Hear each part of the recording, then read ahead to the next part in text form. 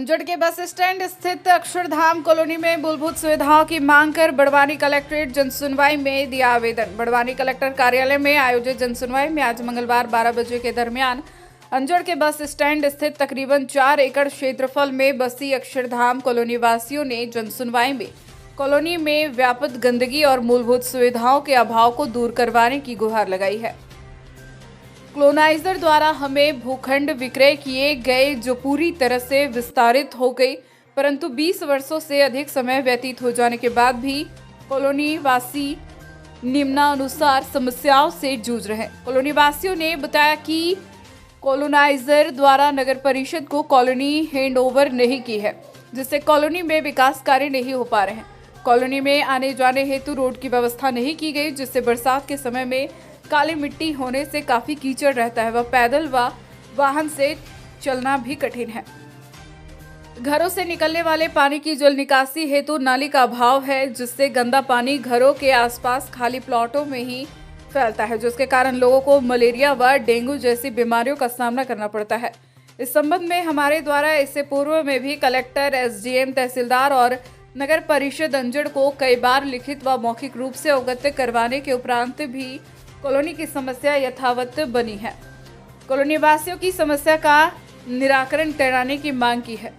आपको बता दें कि अक्षरधाम कॉलोनी अंजार नगर परिषद के अध्यक्ष मांगेलाल मुक्ति का वार्ड होकर उनके घर के ठीक पास लगी हुई यह कॉलोनी है, जिसमें आने को लोग निवास करते हैं।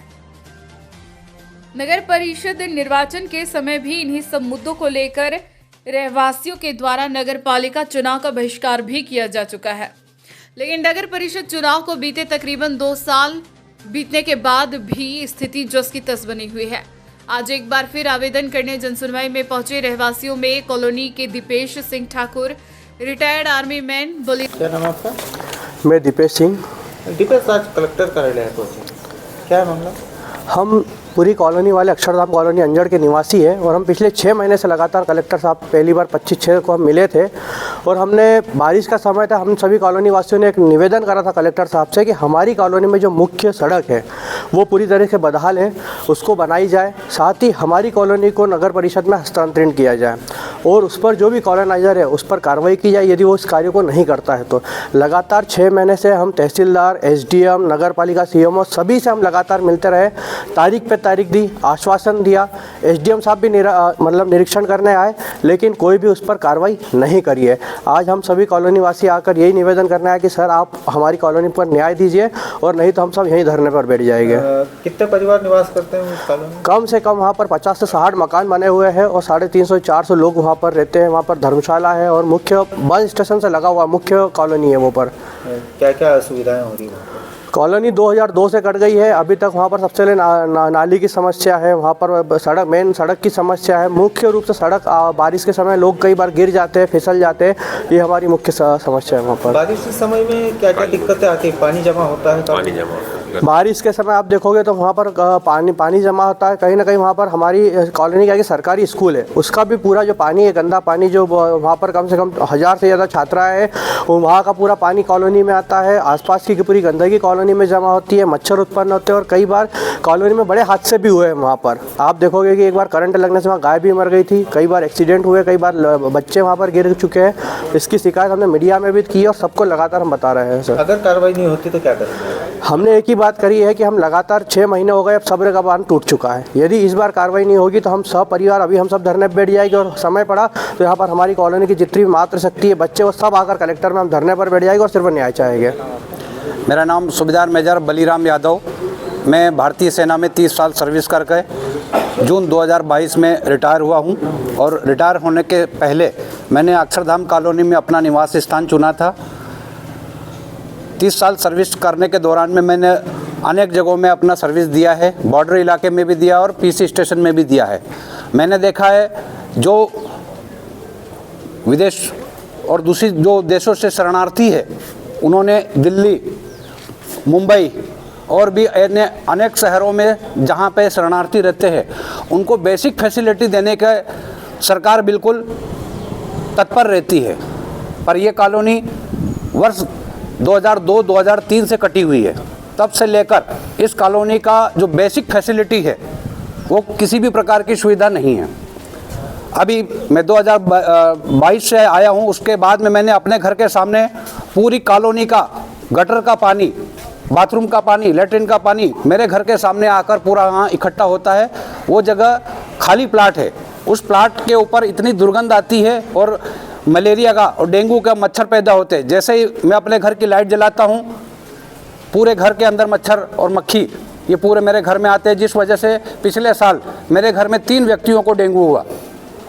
और बारिश के समय में मुख्य मार्ग जो है अंजड़ की मेन कॉलोनी है, बस स्टैंड के पास में, स्वच्छता अभियान के अंतर्गत देश के अंदर कितना विकास के दावे ठोके जा रहे हैं, इस कॉलोनी के अंदर बेसिक फैसिलिटी नहीं दी जा रही है। इसके अंतर्गत क्या है, कॉलोनाइजर ने कॉलोनी हैंडओवर नहीं की है। हम नगर पालिका के पास जाते हैं, नगर पालिका हमेशा इस बात को हमारे को ये आश्वासन देता है कि कॉलोनाइजर ने कॉलोनी हैंडओवर नहीं करी, इसके आगे हम कुछ नहीं कर सकते। तो इसके लिए प्रशासन जिम्मेदार है। कॉलोनी अगर हैंडओवर नहीं हुई है तो ये किसकी रिस्पॉन्सिबिलिटी? जितने एडमिनिस्ट्रेटिव रिस्पॉन्सिबिलिटी किन किन लोगों की आती है वो सब जिम्मेदार है। शांति करने के लिए 2002 से लेकर ये 2025 लगने वाला है, 22 साल होने जा रहे हैं, पर बेसिक फैसिलिटी मुख्य मार्ग कॉलोनी का जो है वो नहीं होने की वजह से बारिश के अंदर इतनी फिसलन पट्टी होती है। आम आदमी पैदल चलना, गाड़ी से चलना बिल्कुल दुभर है। कोई भी आदमी पैदल चलता है तो फिसलन पट्टी की वजह से कितने व्यक्ति गिरे हैं, जो हमने टाइम टू टाइम मीडिया के मार्फत, न्यूज़पेपर के माध्यम से टाइम टू टाइम न्यूज़ में दिया है, पर फिर भी किसी को कोई एक्शन लेने के लिए सूद नहीं है। आए दिन हमने अभी 2 साल के दौरान में कितने बार आवेदन किया, कम से कम 10 बार, 3 बार जन सुनवाई में भी आए हैं, एसडीएम साहब के पास में भी गए, तहसीलदार साहब के पास में भी गए, पर बस वही आश्वासन देने के बाद में कोई एक्शन नहीं हो रहा है। अब सब्र का बांध टूट रहा है। अब कितने समय हम और सब्र करें? जो विदेशों से आए हुए, जैसे मजलू का टीला दिल्ली के अंदर आप देखें, उनका कौन सा यहाँ की जगह ज़मीन जायदाद है और रजिस्ट्रेशन है या कोई प्लाट है, उनको बेसिक फैसिलिटी देने के लिए सरकार अपना वोट लेने के लिए तमाम तरह की सुविधाएं दे सकती है। पर ये जो कॉलोनी है ये क्या इलीगल है? अगर इलीगल है तो आप बताइए। अच्छा, कॉलोनी काटने के पूर्व आपको कोई आश्वासन दिया था कॉलोनी आने के सारी सुविधा, सर्व सुविधा युक्त देंगे? बिल्कुल दी गई है। सभी कॉलोनी जो मेरे से पहले, जो मैं तो 2018 में यहाँ पे प्रवेश अपना निवास स्थान बनाने के लिए मैंने कॉलोनी में प्लाट लिया।